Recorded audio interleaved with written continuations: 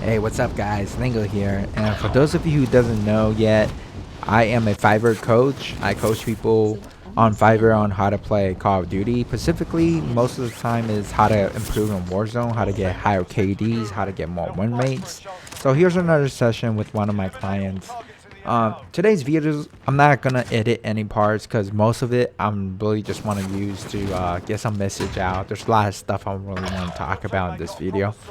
So one of the things that I really want to talk about is lately I have one of the clients that I work with kind of it's kind of like a regular client recently, but I don't really want to get into details, but basically he got mad at me and then he basically wanted to stop, working with me. And the last message that he sent me was, oh, by the way, you got caught cheating by one of your other client, or something like that. I don't know exactly word for word, but he was saying something like that. And I just want to get the message out clear. Like, there are a lot of hackers on Fiverr that's, helping people get Warzone wins or coaching people. But I'm 100% not one of them. I always record every single one of my sessions, and a lot of those sessions I actually posted on my YouTube as private, and I sent the link to my clients so they can see how I play from my perspective. And some of the videos I do post them, like this one right here, but not every single one I'll post them, because for all those clients that has taken one of my coaching lessons, you guys know how I do my coaching lessons. I make sure that I know exactly how you play. I look at your combat skills. I have a testing phase, so I know that you know your basic stuff, and then I'll spectate you in Warzone, and then I'll have you spectate me. There's a lot of process going on, so a lot of the times I'm not gonna post private stuff such as 1v1s, because sometimes people get embarrassed when you're not doing very well.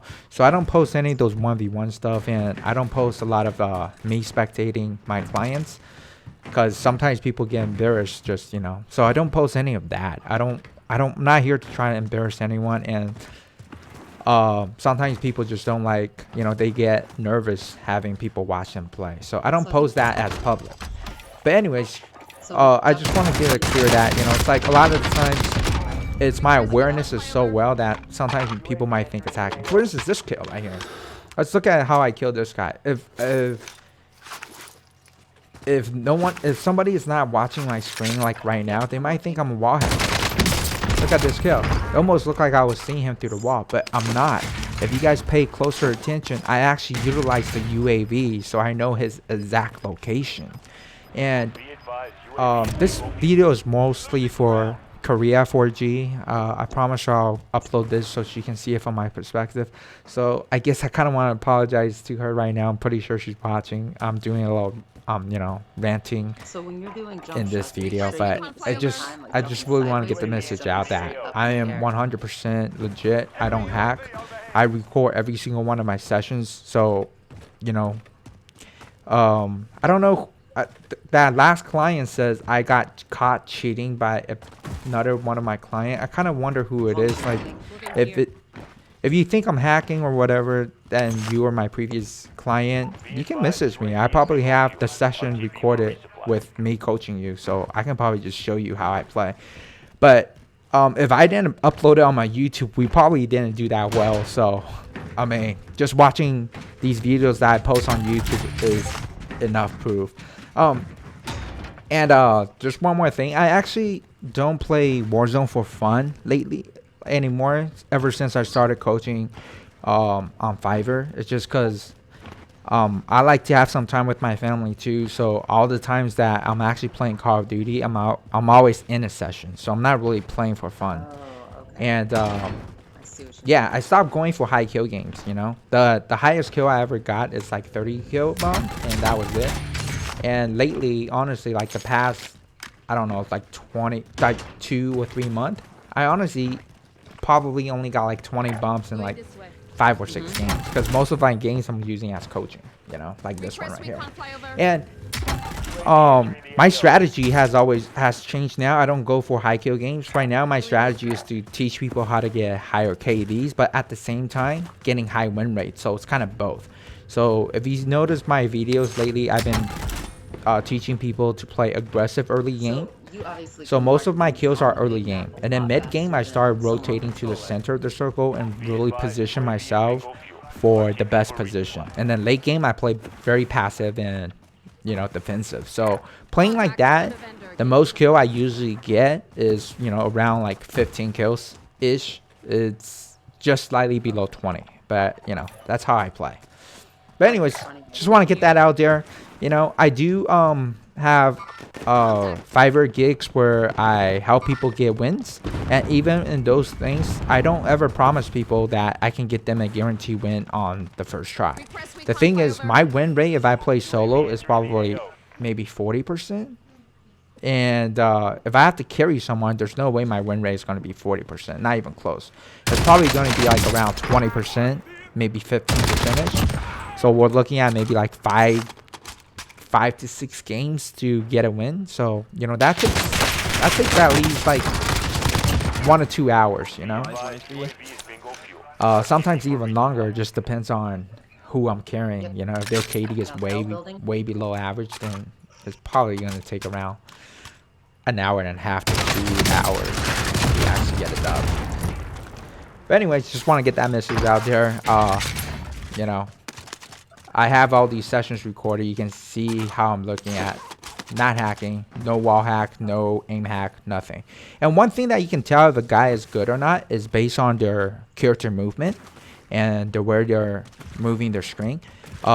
If somebody is getting a lot of kills but they move like a potato, then, you know, you gotta question them. But the thing is this, I coach a lot of people. I can actually tell if a person is good or not just by watching how they're moving their screen, how they're moving their character, how much slice cancel they use, how fast they're checking the corners. Just watching them. I don't even have to see them get any kills. Just by watching them, I can tell if this player is a good player or not. So, I mean, you guys can just watch how I move. It's obviously at the next level. And I guess I can kind of see why people might think I'm hacking. Just like that kill, you know. It's like if I don't know what I'm looking at, I might think I'm a hacker too. But the thing is, you got to pay attention. I always know for people that is because I'm so good at utilizing the UAV. When you're at the next level with using the UAV, it is almost like your map hacking.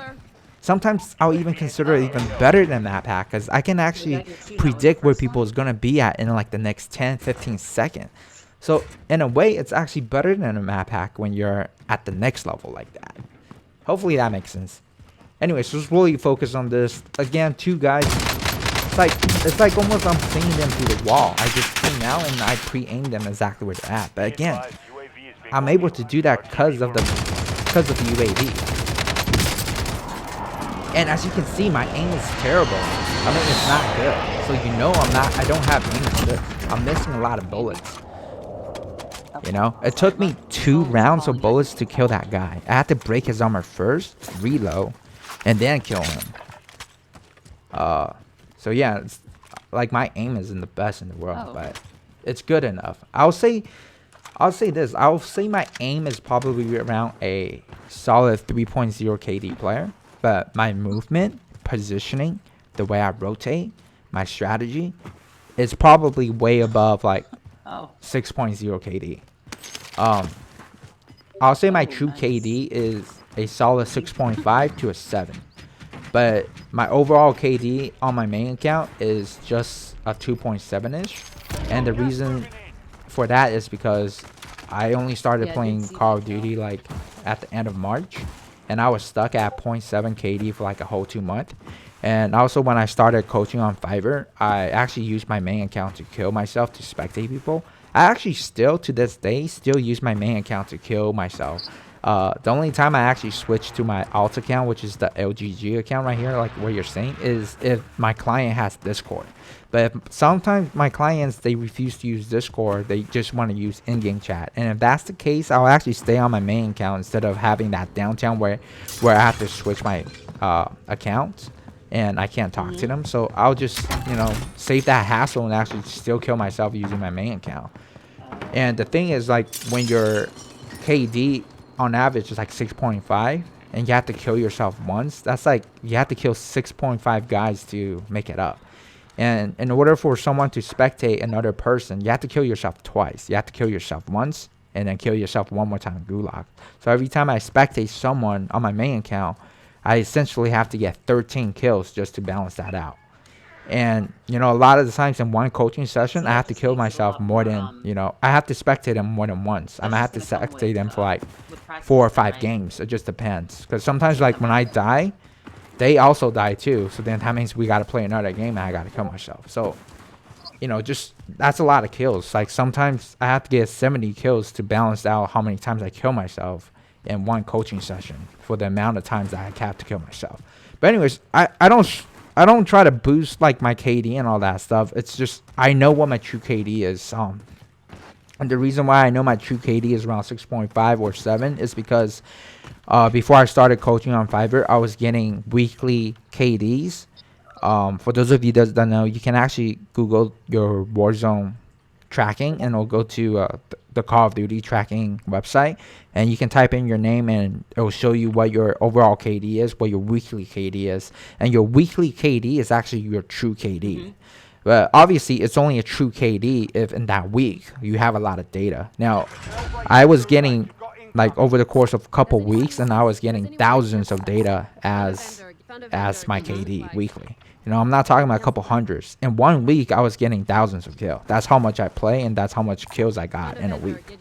So that's why I am very confident to say that my true KD is around 6.5 to 7. Okay.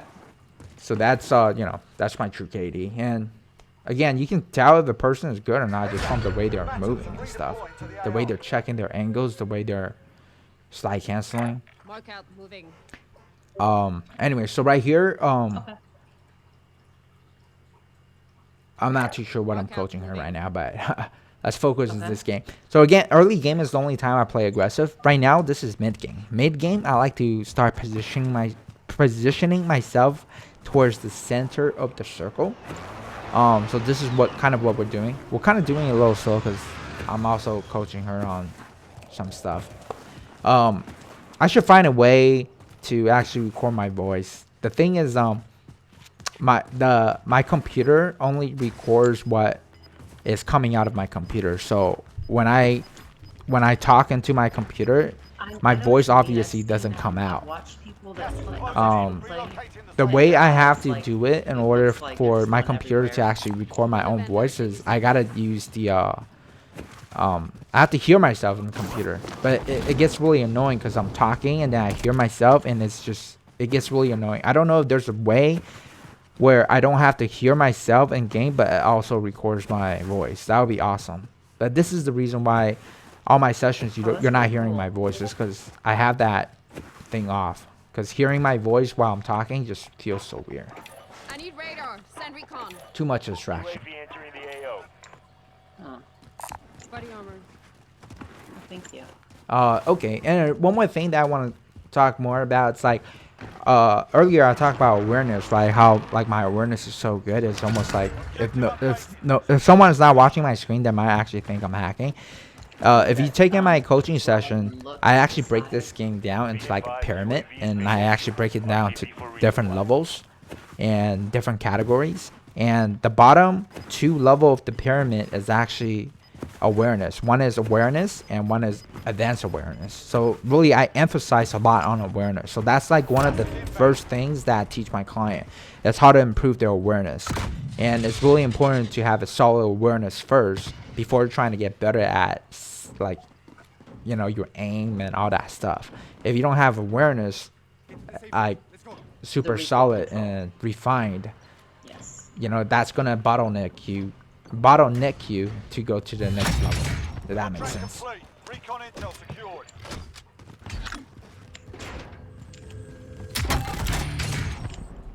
Got a UAV, ping that for my teammate. Gotta pick it up.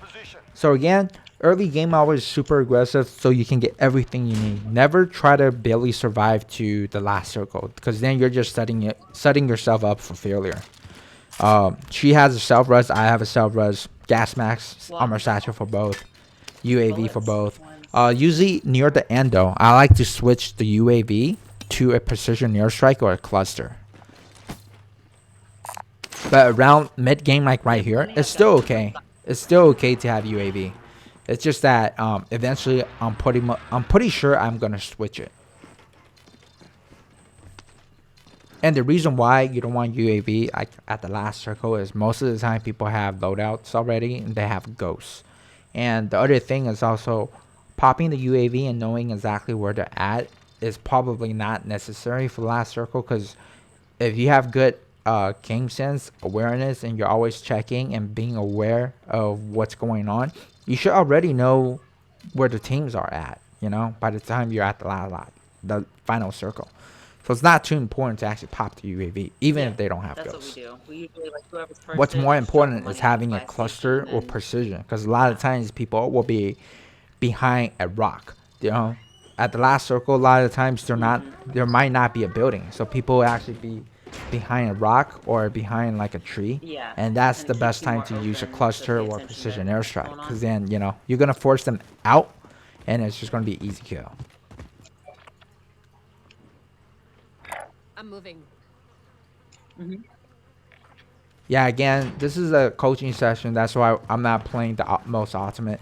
I'll tell you, if I was to actually play this game right now, I would not be where we're at. I'll actually be in the center of the recon circle already, like a long time ago. Mark out. Moving.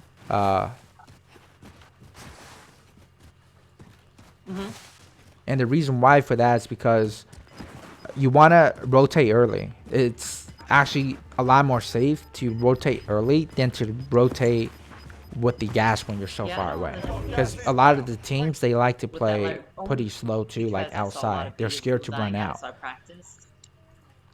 I actually muted my game because I was talking to her and I didn't hear anything at all.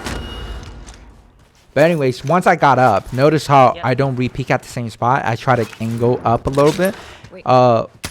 When you're playing with a teammate, never try to engage from two different angles, so you guys can have two separate spots to kill the enemy. So I can cover her and then she can cover me. So she covered me and I cover her. She actually, you know, self-res too. I self-res and she self-res. And we were able to do that is because we were semi-separated and we can cover each other and distract the enemy team. So perfect teamwork right there. Really love it. I really love the fact that when I down, she didn't freak out and try to res me. A lot of people actually freak out and just, I don't know, it's like they just go straight to the res and just like, oh my god, that's suicide, because you know the team just downed me, they're pushing. So the best way to actually save me is to, you know, shoot them, buy me some time, which she did. That was perfect teamwork. I love what she did.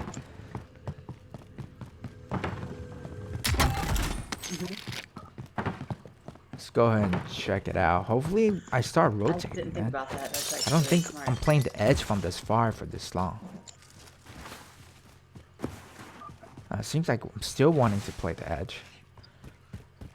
Well, I'll tell you, if I was to actually wanting to win this game, I'll say this is a bad play. You don't want to play the edge this far when there's so many places where people can easily gatekeep you. You know, like all these houses, if somebody wanted to, they could have gatekeep here and we would actually be dead already. We got kind of lucky. So hopefully we started rotating.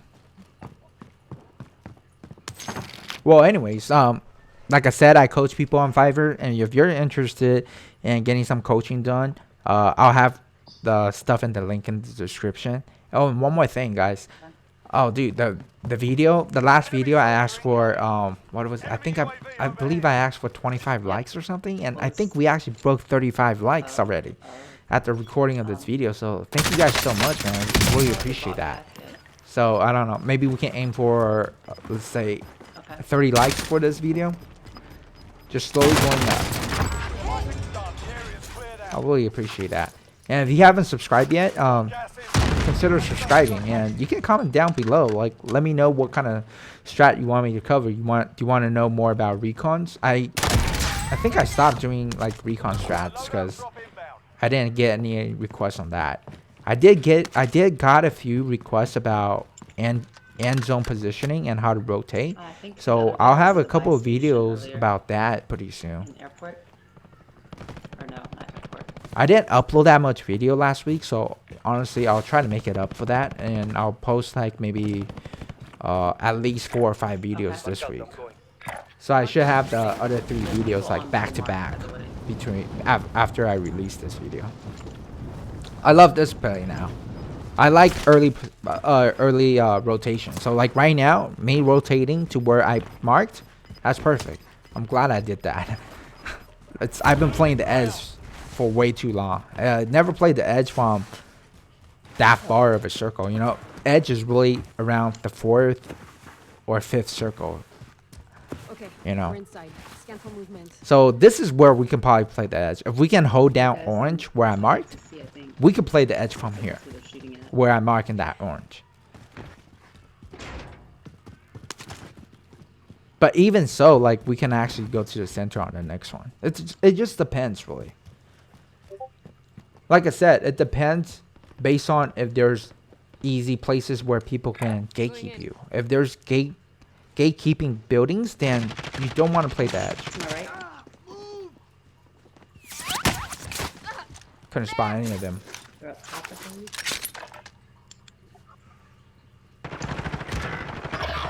Notice how I heard she she was fighting someone. I didn't just initially drop down because too risky. I dropped down to a crouch when I shot him, but I didn't. Because I feel like there's 2 teams down there.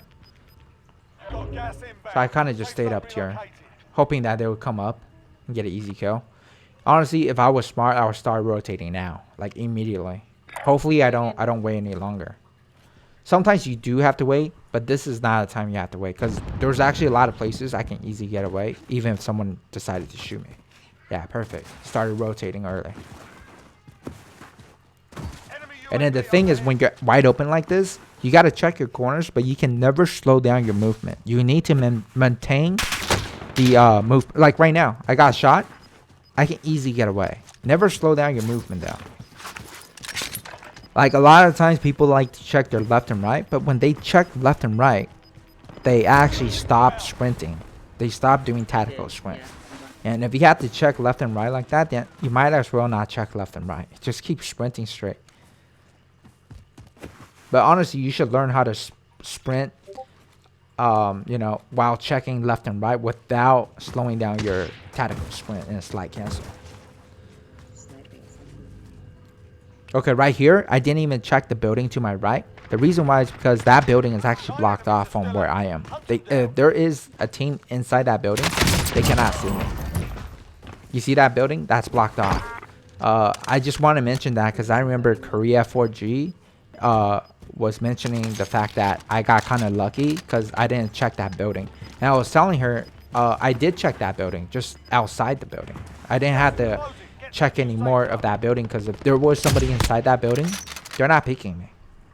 Because for them to peek me that's inside that building, they actually have to run all the way out.